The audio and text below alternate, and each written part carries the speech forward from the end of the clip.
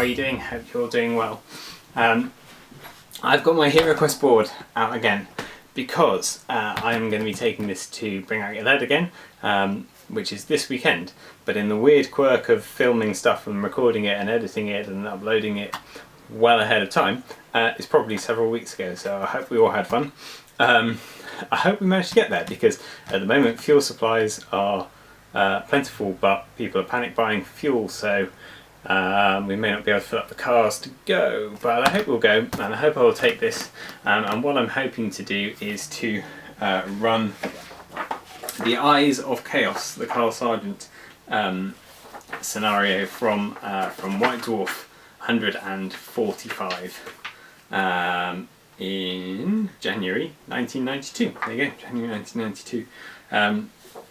This is actually a Heroquest, but also an advanced Heroquest scenario. They are slightly different, and what I'm going to be doing is sort of merging the two. So I'm going to be kind of taking the maps from the Heroquest version, but I'm going to be adding in some of the elements, the more sort of roleplay elements of the advanced Heroquest version, because I like house ruling things in Heroquest, and also I prefer a sort of roleplay adventure to a straight bash and smash adventure.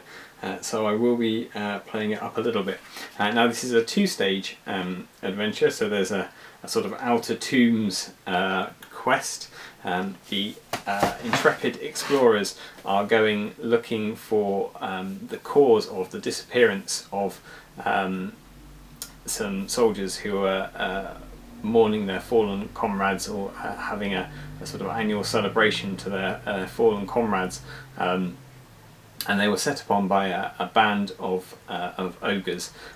So the heroes have been commissioned to clear out the tombs of the phalanx from an ogre infestation. So this is why I have painted up my ogre chieftain there.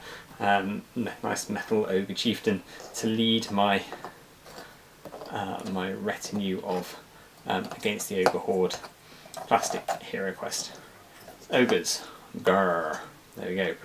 Plenty of ogres in this quest. But unlike the ogre horde ogres, in this scenario, they have regular body points. They don't have the sort of slightly odd stacking body point tally thing that they have an ogre horde. Although it says you can use it if you want to, I'm not going to, because quite honestly, I prefer them to have their own body points anyway. However, I'm not going to give any spoilers, because, as I say, this will have been several weeks ago by the time this comes out. So if you have played with me, you will have already done so in the past, and so you won't have anything spoilt for you if I tell you now in the past that there are some other things going on. So actually, the ogre activity is not the main villain here, although it's perfectly possible to clear out the ogres and escape without realising any of the other stuff that's going on. And so one of the things that I want to bring in from the advanced Heroquest section is the kind of clues and the repercussions as to what might happen if you don't deal with the other stuff that's going on, because these ogres are mercenaries in the pay of a Chaos Sorcerer. Yeah, you knew there was a Chaos Sorcerer, because who else is going to be the ultimate baddie at the end of a game of Heroquest? So the Deep Catacombs, the second board,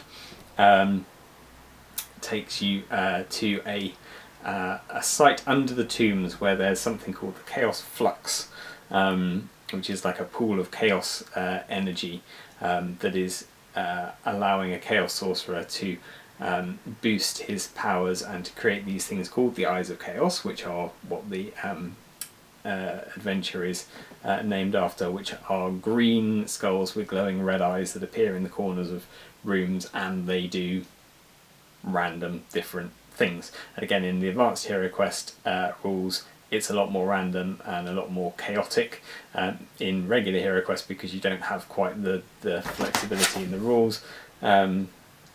They just do particular things in each room. So I'm gonna be bringing some random elements in from from the Advanced Heroquest game as well, to make that a bit more interesting. There's also in the Advanced Heroquest game, which isn't in the Heroquest game, there's a bit of kind of sibling rivalry going on between the Chaos Sorcerer and his more lowly but power-hungry younger brother.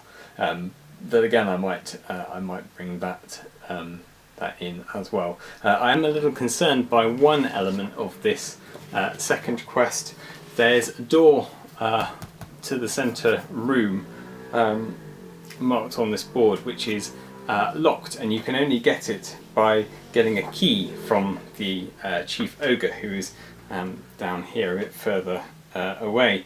But then to be able to get into that main door, they've got to go all the way back around the board. There's a falling rock trap here and here. There's a pit trap here. There's a block passageway, a block passageway, a block passageway, a spear trap, falling block traps, block passageway.